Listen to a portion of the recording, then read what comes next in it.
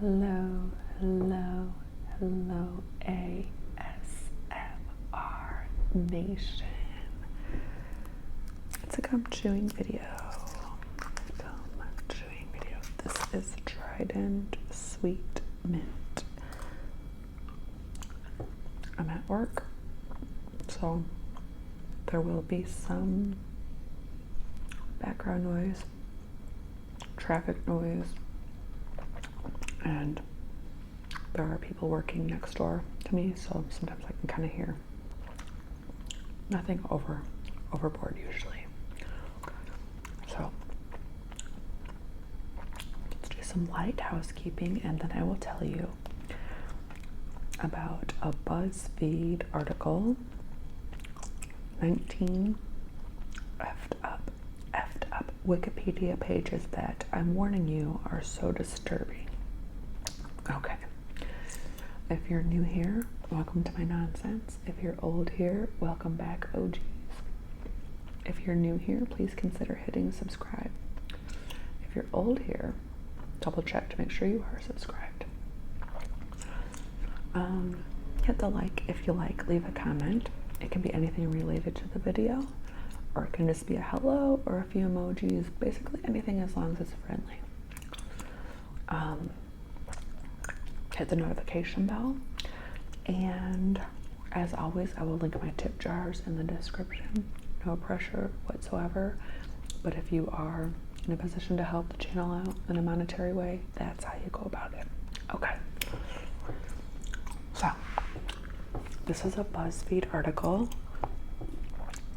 19 effed up Wikipedia pages that I'm warning you are so disturbing. Now this is by Spencer Althouse, and it was posted on February 9th, 2021. It's been a few years, but I'm sure the Wikipedia pages are still there and probably still disturbing. Okay. The first one is the S word that we can't say. Slide at the Golden Gate Bridge. In the early 2000s, the Golden Gate Bridge was the world's most popular slide site. About 1,400 bodies have been found over the last 100 years as a result of the 4-second plunge. This disturbing Wikipedia page gives a brief history about the bridge and then focuses on several individuals who have succumbed. There's a 98% fatality rate for those who jump off the side, but most chilling part about this page is that it also includes a section about those who survived. I did see one guy that was a survivor of that. He was talking. I just saw little clips about it. So yeah, obviously if I'm making a video about disturbing Wikipedia pages, just consider that there's just a ton of triggers here. So don't proceed if anything's going to bother you. Your mental health is more important than watching a video about things that might make you feel any type of way. Okay. Bobby Driscoll. Bobby Driscoll was an Academy Juvenile Award winner. He voiced Peter Pan and even served as a model for the character in the 1953 movie. Oh wow. So he voiced it and he was the model for the character. He made over $50,000 a year as a teenager in the entertainment industry in the 50s. But he spent most of it on... He passed penniless, unclaimed, and unidentified in an abandoned apartment building in New York City at the age of 31. Because no one would claim his body, he was buried in an unmarked grave. It wasn't until over a year later that his mother and everyone else discovered what actually happened to him, thanks to a fingerprint match from a police station. This heartbreaking Wikipedia page recounts all of those events. Project Artichoke. In the early 1950s, the CIA created Project Artichoke for the purpose of finding out whether humans can involuntarily attempt assassination via mind control. Basically, the agency used chemicals and brainwashing and hypnosis as ways to fulfill one fascinating but messed up objective. Can we get control of an individual to the point where he will do our bidding against his will and even against fundamental laws of nature, such as self-preservation? Oh boy. The Toy Box Killer. I've heard about this guy. David Parker Ray, the Toy Box Killer, kidnapped assault and possibly upward of 60 women. I say possibly because the police suspect that he killed many, but no bodies were actually found. He tortured his victims in a soundproof trailer, his toy box. You can read all about his crimes, which were so vile that he received 224 years of imprisonment. Okay, Wizard of Oz. You may not think this one belongs on a list of effed up Wikipedia pages, but just keep reading. Wizard of Oz is one of the world's most beloved films, but people don't know what actually happened behind the scenes. Practically everything that could have gone wrong during production did go wrong. There were dozens of onset injuries, near-death experiences, and horrific treatment of cast members, and enough drama to last a lifetime. Didn't somebody actually pass in the making of that? And wasn't it kind of on, I don't know, I remember something, but not exactly what. Okay. Donner Party. Donner is D-O-N-N-E-R, Donner Party. A group of 87 pioneers made their way by wagon from Missouri to California in May of 1846. Because of several mishaps and snowstorms, the typical 4 to 6 month trip took nearly twice as long to complete, and many group members resorted to cannibalism to survive. Nearly half of the party died on the trail, and the events are now recognized as one of the most bizarre and spectacular tragedies in Californian history and Western U.S. migration. Okay. List of people who disappeared mysteriously. It's scary when you think about it, but people go missing all the time. Unfortunately, some of those people are never found. This page features hundreds of real people who have gone missing from 1970 to present day. There's also a Wikipedia page for mysterious disappearances that predate 1970, including the last date they were seen and any information or circumstances surrounding their disappearances, and it's chilling. Dyatlov, D-Y-A-T-L-O-V, Dyatlov Pass incident. 9 skiers and hikers were found dead in the Ural Mountains in 1959, but no one knows what actually happened. Some were presumed to have died from hypothermia. Another person had a fractured skull, and one was missing tongue and eyes. The original investigation concluded that their deaths were of, quote, unknowing, compelling force. And this Wikipedia page explores all the theories about what could have happened. All right. The death of Brian Wells. Brian Wells, a pizza delivery driver in Pennsylvania, robbed a bank with a bomb strapped around his neck in 2003. He claimed that he was being forced to commit a heist, and if he didn't follow through, the real criminals would detonate. This Wikipedia page follows the investigation into the pizza bomber case and reveals whether or not Wells was indeed a victim or a co-conspirator of the crime. Carl Tanzler. I'll show you guys real quick the image here, because let's see. Okay. This one is especially creepy. Carl Tanzler worked at a hospital and met Helen Milagro de Hoyos, who was diagnosed with tuberculosis and ultimately passed in 1931. 2 years later, I know this case, I've heard of this. 2 years later, Tanzler removed her body from the cemetery. He tried to preserve it by attaching her bones together with wire, placing waxed soaked cloth over her skin, and sticking rags in her body to help it keep its shape. In 1940, De Hoyo's sister heard a rumor that Tanzler was sleeping, I don't know, just sleeping, I don't know, with her. She confronted him, and De Hoyo's body was ultimately found. Only read this Wikipedia page if you want a detailed look at these disturbing incidents and how they unfolded. Yeah, I won't be doing that. But can you imagine if that was your sister?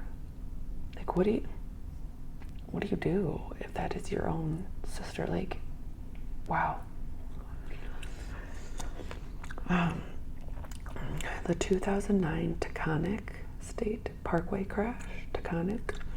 In 2009, Diane Schuler was driving 85 miles per hour on the highway in the wrong direction when she collided with an SUV.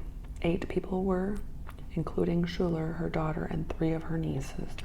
The medical report revealed that Schuler was heavily intoxicated at the time of the crash, but her husband insisted that she would never drink excessively. This Wikipedia page retells the events leading to the 2009 crash and reveals what really happened. I mean, even if somebody never drinks in excess, doesn't mean they never will. So I don't know it'd be different if it was another substance, but drinking in excess, like enough, you kind of have to physically do it. Whereas like if it was something like a pill form, maybe somebody could sneak it, or maybe you wouldn't know how much you were doing. But drinking, you actually have to take each drink. So I don't know how you would get excessively drunk without excessively drinking. Murder of Junko Furuta, I hope I said that right. In 1989, 17-year-old Junko Furuta was abducted, tortured, and murdered in Japan primarily by 4 teenage boys. Among other horrifying acts, she was, over 400 times beaten with an iron barbell and locked in a freezer. After she died, her body was wrapped in a blanket and put in a concrete drum, where police found her the following day. The creepiest part of it all was that over 100 people knew about it and did nothing to stop it. I have lost a lot of faith in humanity. Zodiac Killer. Zodiac Killer terrorized the world after murdering several people in Northern California in the 60s and 70s and sending cryptic messages to the police to taunt them.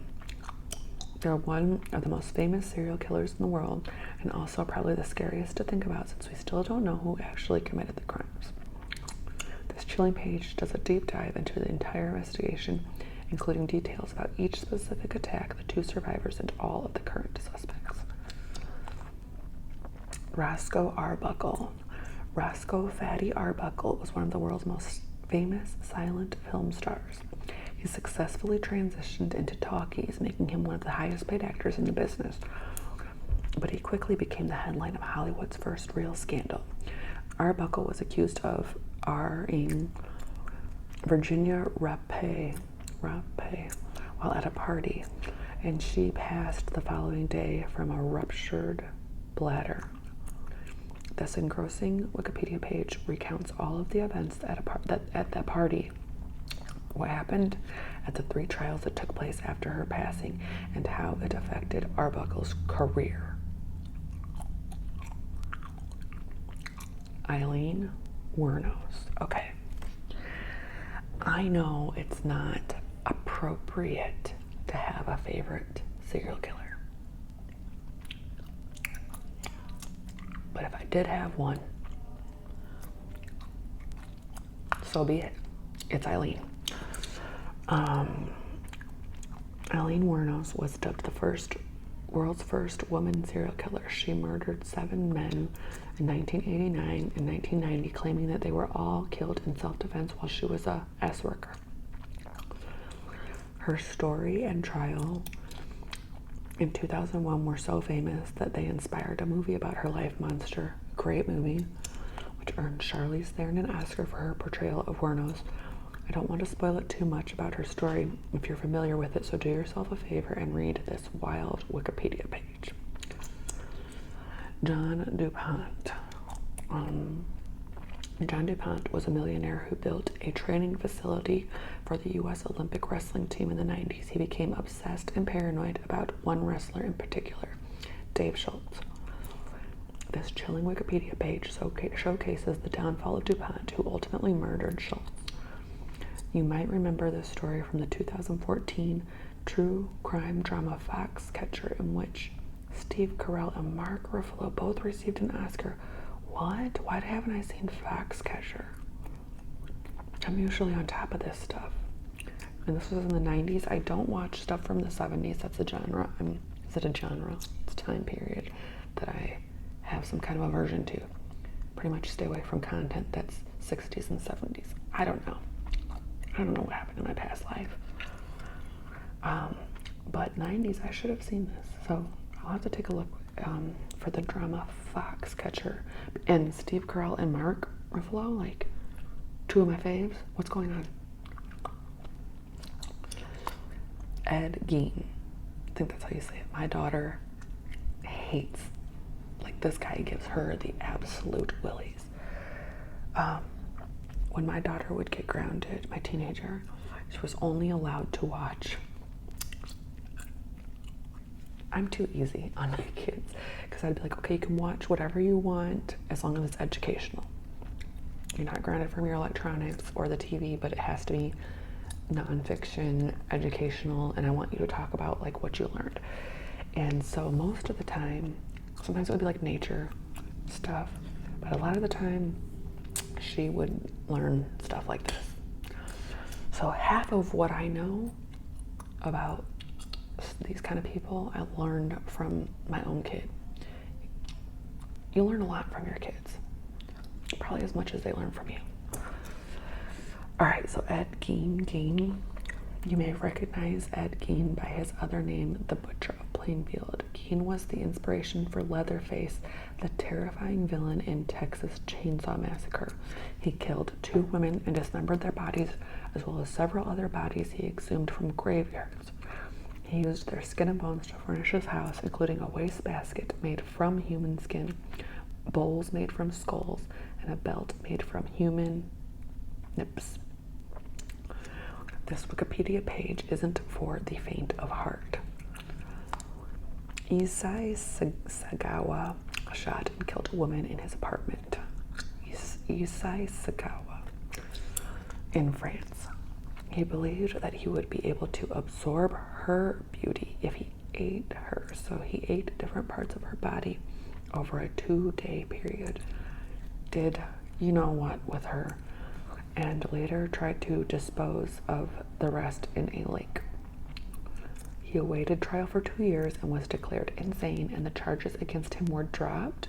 He ultimately became a minor celebrity in Japan, where he couldn't legally be legally detained, so he remains free to this day.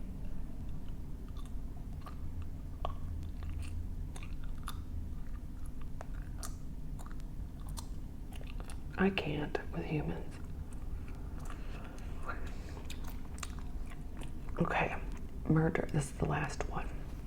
The murder of Sylvia Likens. There's a reason this Wikipedia page is included in almost every single roundup. It's that disturbing. Here's the backstory. Gertrude Baniszewski facilitated the torture and murder of 16-year-old Sylvia Likens in 1965. Likens was tortured in unspeakable ways for 3 months by the Baniszewski family while she lived with them. This page has detailed the summary. Is this? You guys, is this, I truly felt sick to my stomach while reading them. I think that this is the story of Jack Ketchum's book, The Girl Next Door, which has also been made into a movie, I think 2 or 3 times. And the book's hard to read. That book was so hard to read that I forced my mom against her will to read it with me. And she did. And then we watched the movie after, and we were both like, that's probably one of the worst things I've ever put myself through. That's horror. True, like, it's rare that, you know, a horror movie or a horror book it's not a scary feeling. It is just like I can't explain it because I'm not a critic. I don't have any way to articulate the feeling that this book and those movies will give you. And yes, they say it's loosely based on a true story. So I'm thinking that this is it because it was around the 60s, and I said I don't watch 60s stuff like that when I did. So Jack Ketchum's book, The Girl Next Door, and then the movie, one of the movies is called The Girl Next Door, and I think the other movie, my brother watched it. I haven't watched it, but it was formerly Ellen Page. I'm not sure if she's changed her name. They have changed their name. At the time, actress Ellen Page was in the movie, so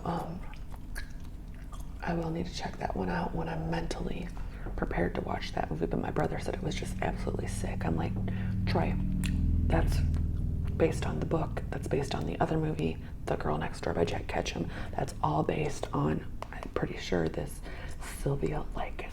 Okay. That was a heavy one. If you are still there, if you're not, don't blame you. But if you're not, you're not seeing that. If you're still there, take a deep breath and then just like let it out. Let it out. Very disturbing. Okay. I hope that you have a good rest of your day, rest of your evening, or a good night's sleep. And I will see y'all real soon.